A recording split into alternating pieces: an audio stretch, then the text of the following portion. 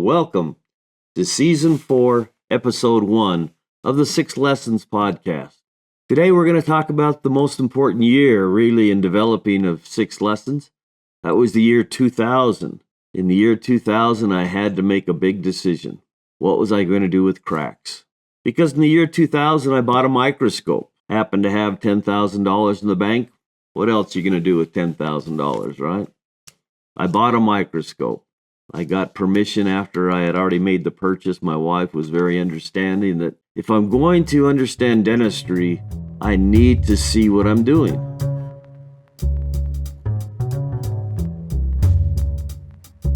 And so purchasing the microscope in 2000 came at the same time that the most important article in structural compromise was published. I'm just going to go to the library here and get that article. Just happened to have many copies, but that article looks like this.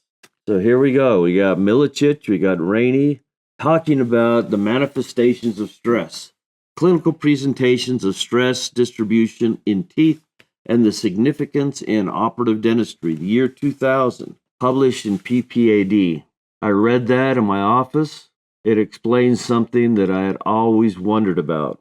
Why patients could come back year after year with no interproximal decay, and then 1 year they would come in for a bite wing and they would have interproximal decay, class 2 lesions. How could that happen? Because the idea in dental school is that you got a class 2 carious lesion by not brushing and not flossing. And I would look at the patients and they had clean mouths. They were brushing and flossing. All of a sudden they had a class 2 lesion. How could that happen? Well, when I read the paper by Milicic and Rainey, it entered a new diagnosis into my practice. And every practice should have this diagnosis available. It's called Occlusal effect caries. Occlusal effect caries is a carious lesion that's mediated by a crack into dentin. And that crack into dentin is first recognized as potentially being an avenue for redecay with a new concept that was introduced in that article called a peripheral rim fracture. Now, in dental school, I had graduated almost 22 years before that, 1978. Did we ever talk about cracks in a marginal ridge? And the answer is no. But once you start looking at marginal ridges for cracks in enamel that has an occlusal amalgam, guess what? You find them all the time. If you have a class 2 amalgam, look on the distal ridge that was not restored with the class 2 amalgam, and guess what you find? A fracture in the enamel. But the fractures in enamel sometimes are not stained, so they're not obvious. But in the year 2000, the same year that the Milicic-Rainey paper was published, I bought the microscope. Why did I buy the microscope? I heard a lecture by Sherilyn Sheets at the Utah Dental Convention. And she was and is a prosthodontist in Newport Beach. She was giving a day-long lecture, and her lecture included the fact that she was using a microscope. So after her lecture, I went down on the floor, and there was a microscope company. Tom Sorensen was the salesman, and the microscope company was Global Microscopes. I looked at a microscope for the first time. I had had loupes before that time. My loupe magnification was 4.5. With 4.5, I remember I started to use caries detecting dye at that time.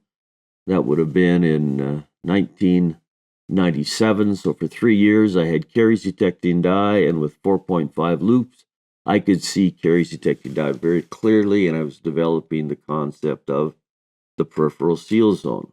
I had heard a lecture by Jeff Knight, and he introduced the idea and called it a moat, an idea of a moat free of caries around the pulp. That evolved into the peripheral seal zone concept that was published. So we started teaching in 2003. But decay stained with caries detecting dye is very easy to see compared to initial cracks. And so in 2000, when I bought the microscope, I could see cracks on all the marginal ridges that had amalgam restorations. On an occlusal amalgam, be it both mesial and distal, sometimes you'd see a crack on the lingual or the buccal. But all of these cracks in enamel, some were sensitive and some were not. Some had symptoms and some did not. My mentors at that time in the year 2000 would include Ray Bertolotti, who did not talk about cracks, Gary Unterbrink, who did not talk about cracks, and Didier Dici, who did not talk about cracks. So my three mentors didn't help me at all to understand this, but this published article from New Zealand dentist Graham Milicic, good friend of mine, and Tim Rainey, another good friend from Texas, started to demonstrate that there had been publications and articles investigating these cracks. The first one that was very important was published in 1994 by Dr. Walker. I said 1998. I'm losing it. But in 1998, this article was published, and all of a sudden we actually had a picture, and this picture was included in color. Not going to be color on this photograph, but this black and white photograph shows an internally decayed lesion that is much greater inside than it is working the way to the outside. Now, that photograph was published in the 2000 article by Graham Milicic, but this was published 2 years before by Dr. Walker in Australia. And this crack in the enamel here was a naturally occurring crack that you learned about in dental school and dental anatomy. It's called a lamella. It's a disconnection of the enamel rods that is a natural defect, and those lamella had associated with them that were identified by Walker decay, and that decay was inside the tooth working out instead of plaque-mediated decay that would be outside the enamel and work in through demineralization and eventually reach the dentin. Now, this is fundamental knowledge on the most important pathology that dentists ever deal with, decay. I mean, decay has been talked about for over 250 years.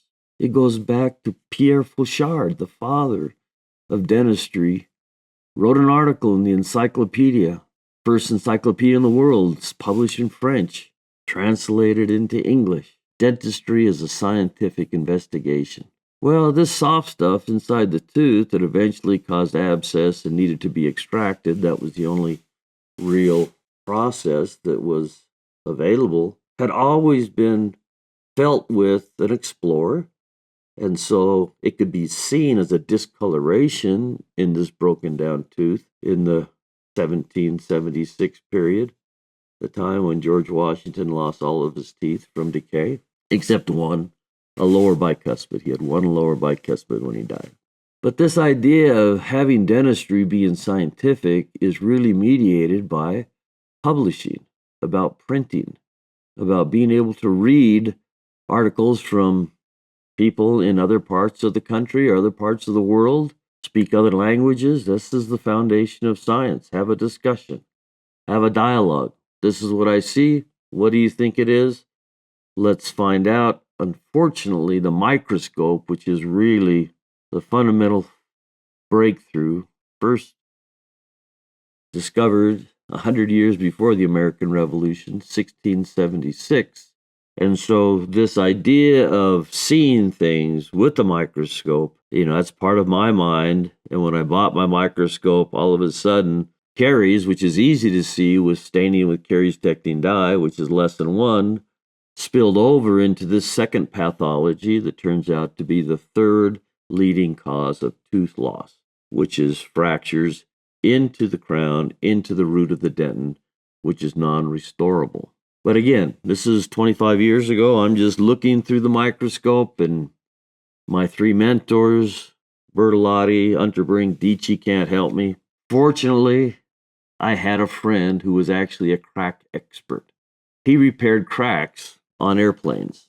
The airplanes he repaired cracks on actually were very expensive. For 20 years, he worked on the Spirit B-2 bomber. And so I had discussions with my friend Dennis, and I said, Dennis, I've got these teeth. They have cracks. Got this microscope, I'm seeing the cracks, but I'm seeing the cracks, and I understand that if left untreated, they can, one, create a path to the pulp to kill the pulp. But the second thing is that they can fracture a root so that it's unrestorable and you will lose a tooth from that.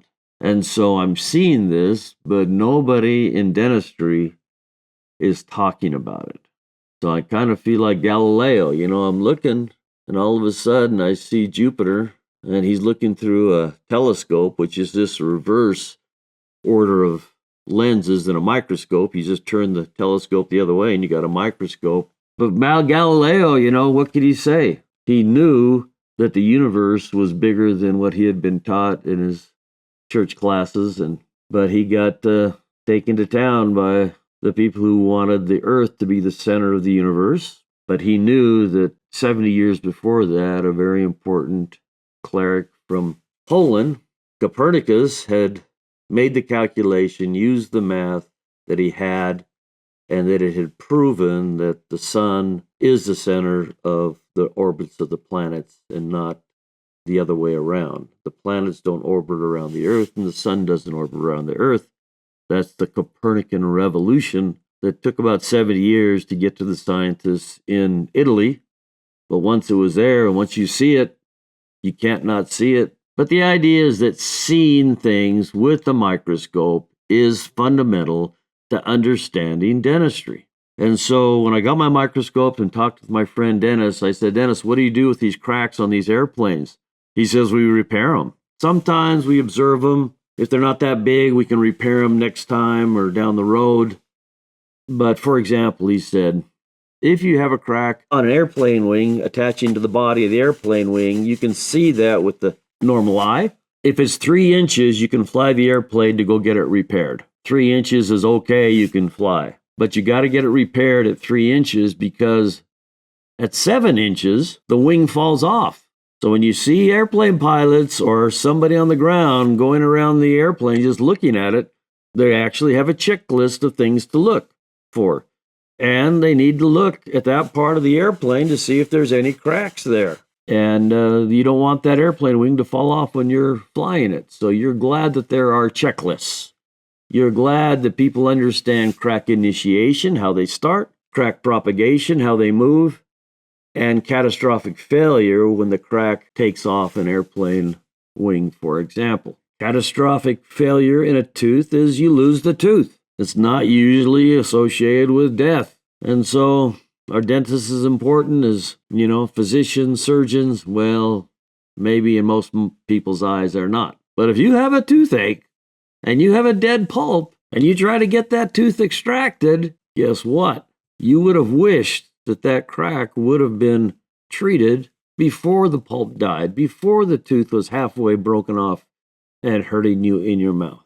But the idea is that this actual morning, I read a journal of a pioneer who settled Utah, and he had a toothache, and he went to the dentist that he had. The dentist tried to extract the tooth, only got half of it out, and after that half was extracted, it hurt more than it hurt when he went to the dentist to get it extracted. And extractions of teeth safely, it took until the 1850s until people really tried to figure out how to extract teeth without breaking the jaw. But this dentistry, and the first dentist who came to Utah that was trained, he was trained in Germany in these extraction processes that were really cutting edge in the 1840s. But his name was Alexander Nabar, very famous dentist in Utah, the first one. But now we're way past that. And so now we have the ability to take a crack and see it when it first starts. And if you dissect a crack when it's just past the DEJ,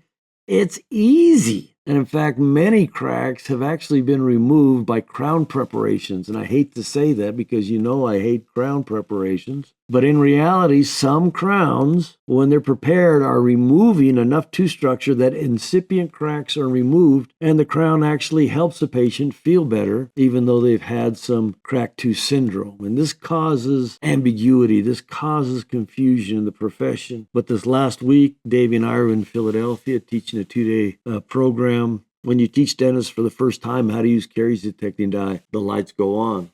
And you teach dentists the first time that they should look for cracks and dissect cracks, the lights go on. And then the other concepts of immediate dentin sealing, resin coating, deep margin elevation, all of these fundamental biomimetic protocols, they're all at risk if you don't take the time to do your Lesson 1, caries detecting dye. Lesson 2, crack dissection and crack investigation with magnification. So that's the end of episode 1, but we're going to continue episode 2 of season 4 of the 6 Lessons broadcast. Until next time, get bonded, stay bonded.